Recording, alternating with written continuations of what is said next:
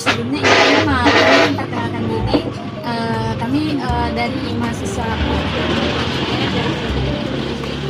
kebetulan ada diberikan tugas dari dosen kami mata kuliah kami ini mewawancarai setiap usaha yang punya usaha itu kayak dari narasumbernya langsung usaha. Jadi sebelumnya Pak, nama Bapak perkenalkan nama Bapak. Iya. Bapak Arya. Kalau dari usaha ini udah berjalan berapa tahun Pak? Kira-kira 13 tahun. 13 tahun, berarti itu dari tahun 13 tahun. 2012.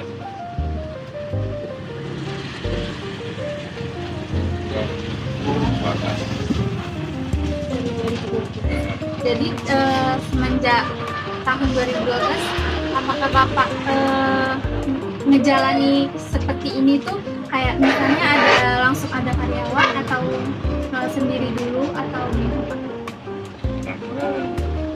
Nggak ada karyawan. Berarti Bapak sendiri sama keluarga Bapak.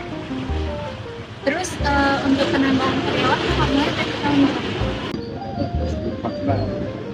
Baru ada karyawan. Dari situ karyawannya tetap atau ganti-gantian? Ada Win. Yang kalau boleh tahu yang jadi alasan Bapak sendiri ngebuka usaha fotokopi ini apa ya? Tergantung apa namanya. Kebutuhan orang kita bukan Oh, sebenarnya ada kayak bisa beruntung.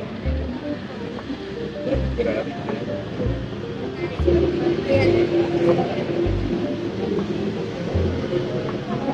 layanan yang Bapak tawarkan ini apakah cuma buka atau ada pembaca?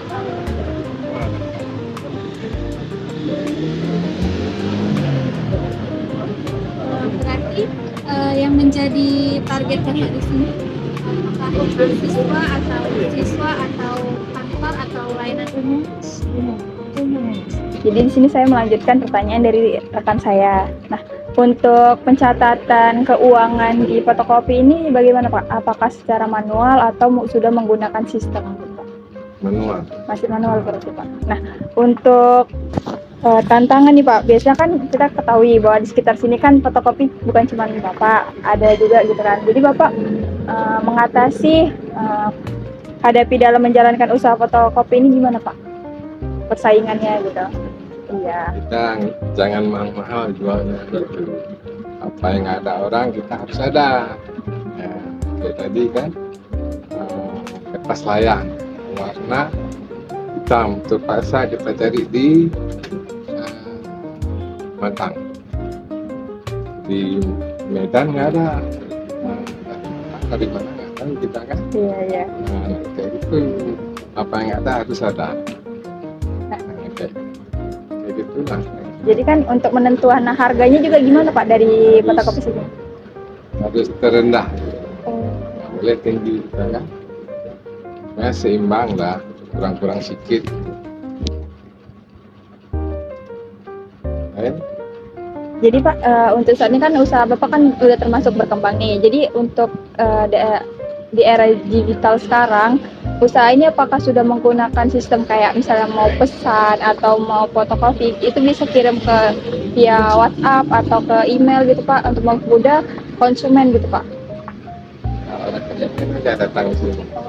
Kita cuma mau jemput ini udah datang. Itu ini kan, baca print kayak gitu juga. Kalau masalah pembelian kita ambil di Medan. Kecuali nggak ada di Medan yang mendesak baru kita ke grosir. Terima kasih ya Pak. Kira-kira Pak, kenapa Bapak memilih usaha fotokopi ini di sekitar lokasi sini Pak? Ya, karena kan sebelumnya kita bukan fotokopi. Oh, Jadi dari jalan ini semua kebutuhan kering di sini. Dan fotokopi, satu lagi apa namanya ini, rapor, pokoknya jalan rame ini lah, Oke. fotokopi rame itu. Eh, Kita pilih fotokopi. Kira-kira Pak, ada musimnya nggak Pak? Kapan rame atau kapan sepinya gitu? Oh ada, kalau misalnya rame kali 17 Agustus kan orang itu beli atribut. Oh iya. Nah itu lebih Itu rame ya, Pak? Nah, apa yang ternyata sesuatu yang ada, apalagi ospek tuh, Oh, iya. kita. Nah ini biasa aja. Oke Pak, untuk menurut Bapak penting nggak kalau usaha Bapak ini dimasukin ke dalam media sosial Pak, kayak Facebook ataupun Instagram? Ada yang minta kayak gitu, tapi bisa. Nggak dulu. Oke Pak. Orang tahu sih. Ya. Ya. Bagaimana cara Bapak untuk merekrut dan melatih karyawan baru gitu Pak? Karyawan baru, nah, misalnya ini karyawan kan? Iya Pak. Nah, orang ini bukan mundurkan diri, nikah, otomatis Oh. suaminya nggak kasih lagi. Oh iya Baru Pak. kita umumkan itu untuk karyawan baru. Oh. Nah, jadi ini pertanyaan yang kedua lah Pak. Oke. Keterampilan yang harus dimiliki oleh karyawan di bisnis fotokopi Bapak ini apa?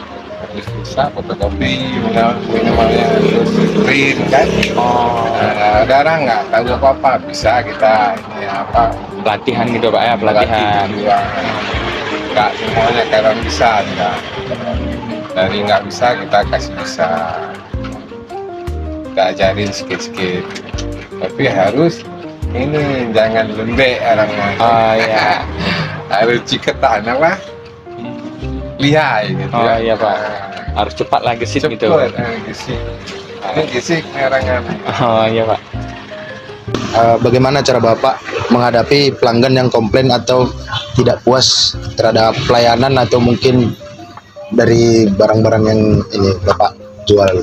Tergantung dari orang yang komplainnya apa nih komplain. Ya, saya mau beli dari apa namanya Pensil. pensil ini kan.